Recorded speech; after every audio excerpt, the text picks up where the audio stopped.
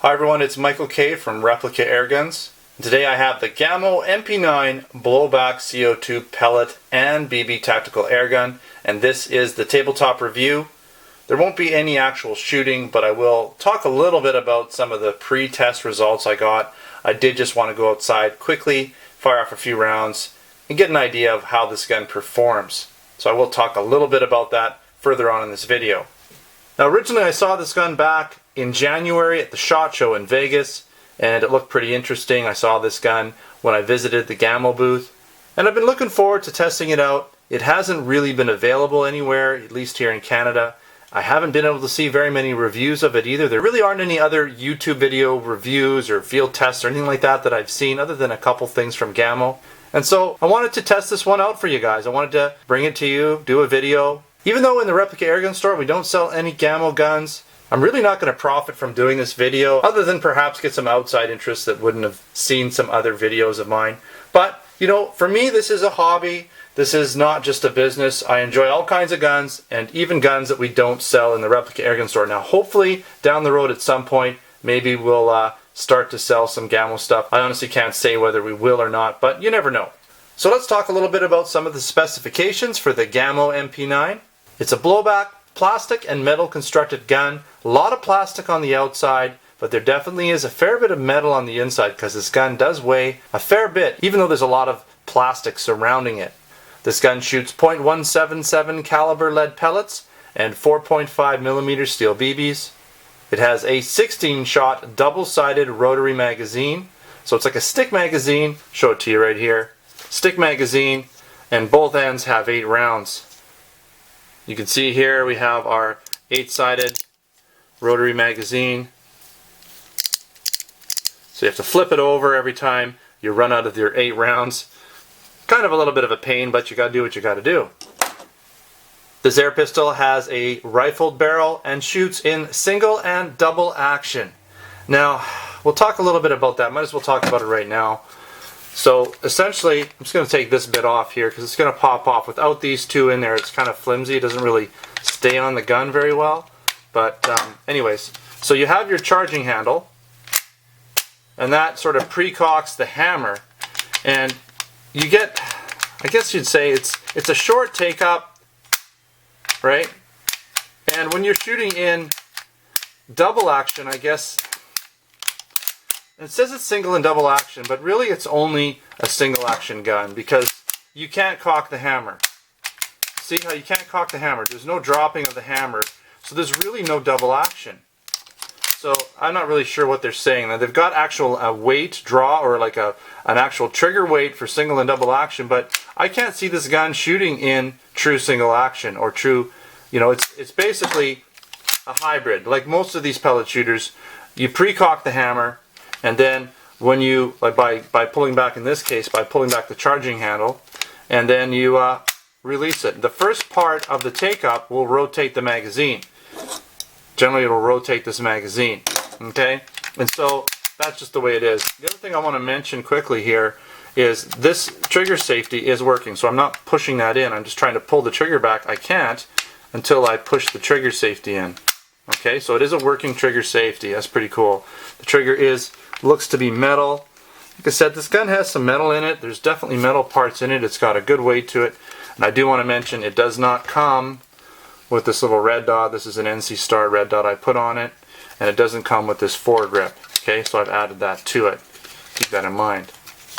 Alright, some more specifications for you. It can shoot up to approximately 400 FPS using the Gamo PBA Platinum pellets.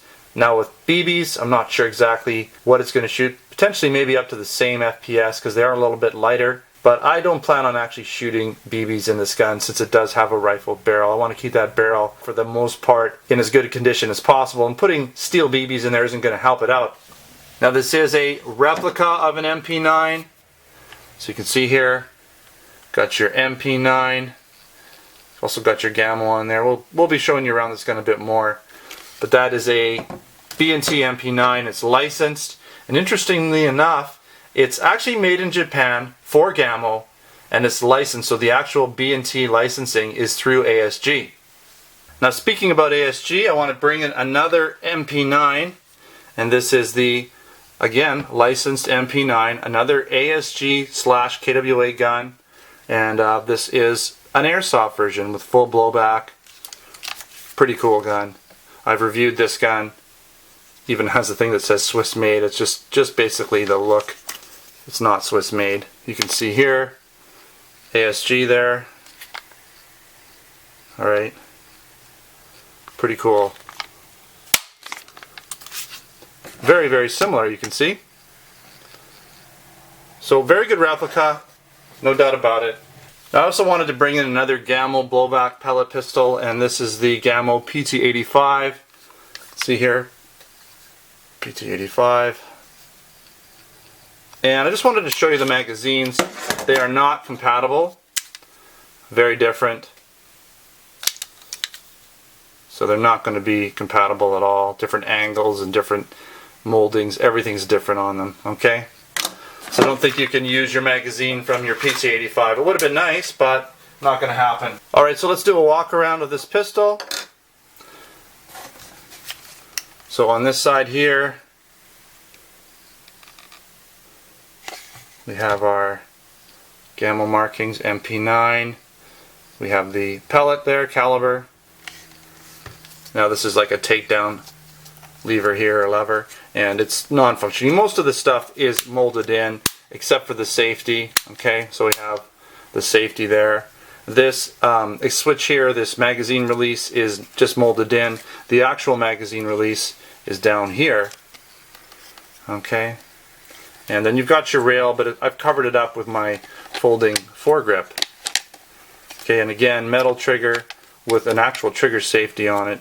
All of this is plastic, pretty much like the real MP9 would be plastic, so don't expect it not to be. You've got your serial number.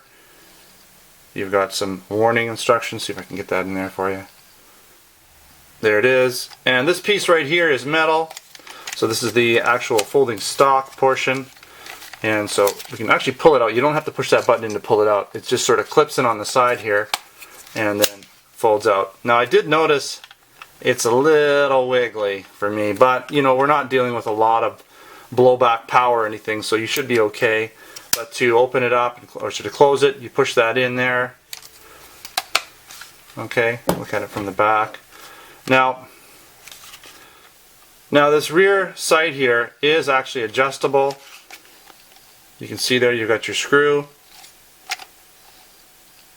Okay, again the charging handle.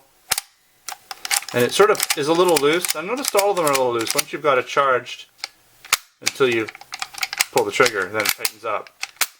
Okay. The back side there.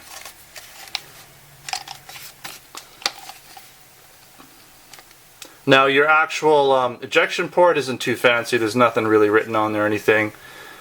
Just does the job. Then you have your rails here. So you got your rail on your side. You've got your rail on your top again. I've mounted my actual red dot on there. Front post sight.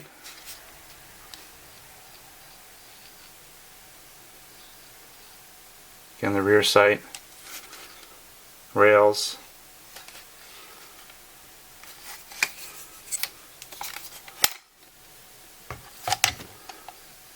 There's your B and T. Licensing. This piece here is metal. See if we can get in there.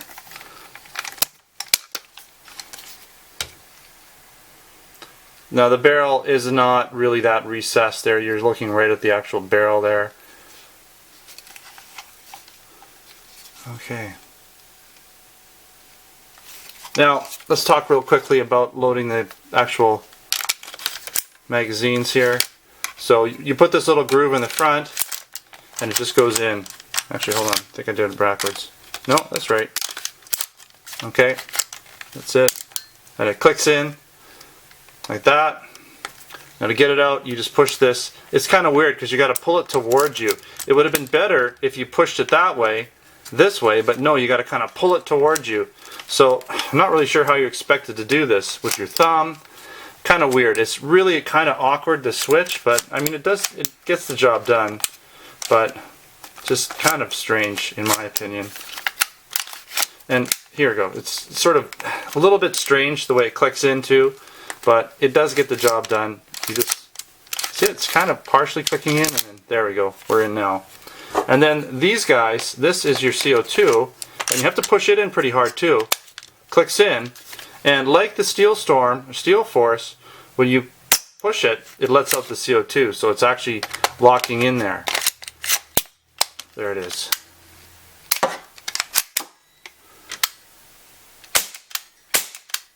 Not a lot of blowback,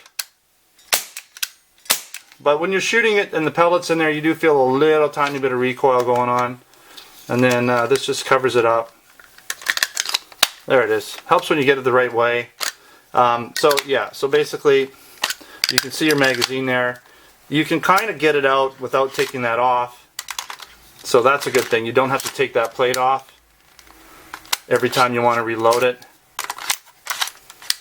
You could shoot it like this if you didn't want to have that on there. It might be a little easier, but it looks better obviously with the cover on it. I forgot to mention it does come in a box, so I'll show you that real quick here. Nice box, pretty decently packaged.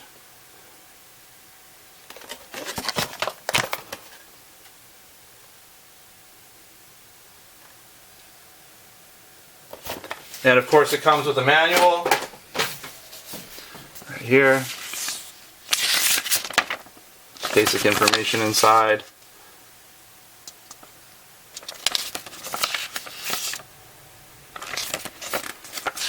How to aim it, how to load it, all your basic stuff. Alright, so I want to talk a little bit about my pre-test shooting results.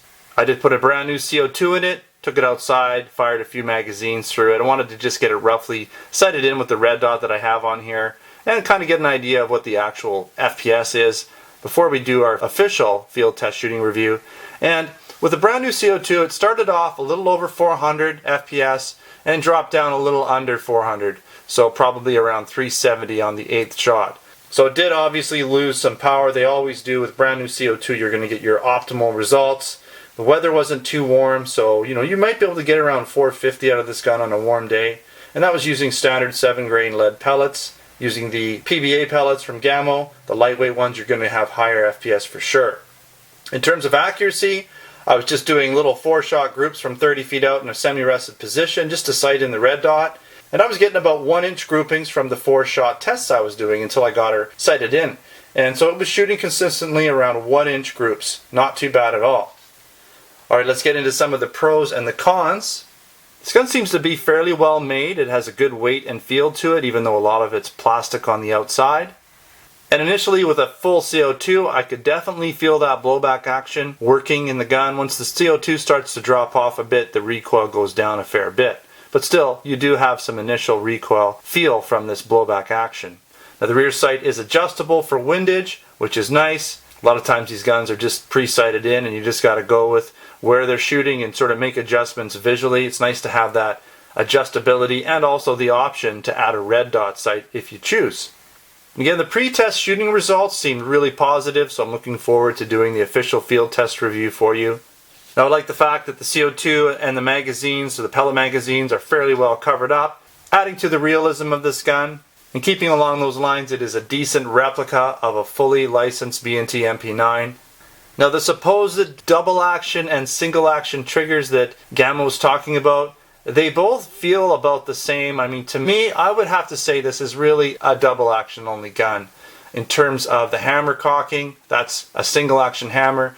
But when you pull that trigger, you still have to rotate the pellet magazine. So technically, it's a double action gun. You still need to do 2 actions in order to shoot this gun. First action, rotating the magazine. Second action, releasing the hammer. But with that said, the trigger feels good. It does not feel heavy at all, and it's not too long. It's fairly short. So you can fire off rounds pretty quick with this gun. Now you're going to find a lot of rail accessory points. One on the bottom, one on the top, and one on the right side, so you can add all kinds of stuff to this gun if you choose to. Being that it's a blowback gun, it does have the working charging handle. That again adds to the realism. And just like the real MP9, it has a fold-out stock that works in pretty much exactly the same manner of the real gun. Alright, so some of the cons. I did mention that the fold-out stock seems to be a little bit flexible. Maybe they could have used a little bit more of a rigid material there. But at the end of the day, it works just fine we're not dealing with a lot of recoil because it is an air gun. Now that pellet release is kind of strange. It would have been nice if the magazine release was in the actual spot on the left hand side of the grip, but instead they chose to put it down near the bottom of the gun there. And again, if it had been in the other direction, I felt it would have been easier to use. Now there's no slide catch release on this pistol, so when you've shot the first 8 rounds in the first top half of the magazine, you really don't know when you're out. You either have to count them off or listen to the sound change when the gun's empty. Now, like most of these pellet blowback CO2 pistols, pretty much every gun, and I'm talking about the PX4 Storm, I'm talking about the Gamo PT85 and P25, and even, of course, the Umarex Desert Eagle, they're all going to get fairly low shots per CO2. You're pushing a fairly heavy pellet down a barrel using blowback action, and that's just going to use up a lot of CO2 fairly quickly. So if you can live with that, then this gun should be just fine for you. Alright, so thanks again for watching another Replica Airguns video. Don't forget to subscribe before you head out. Check us out on Facebook and Twitter. Username is Replica Airguns. Also come on down to the Replica Airguns website where I have my written review for this gun along with some high resolution photos there for you to take a look at. And while you're there, check out our Canada and US Replica Airgun store where we sell air guns, blank guns, airsoft guns, knives, and other accessories. Thanks for watching. Until next time, take care.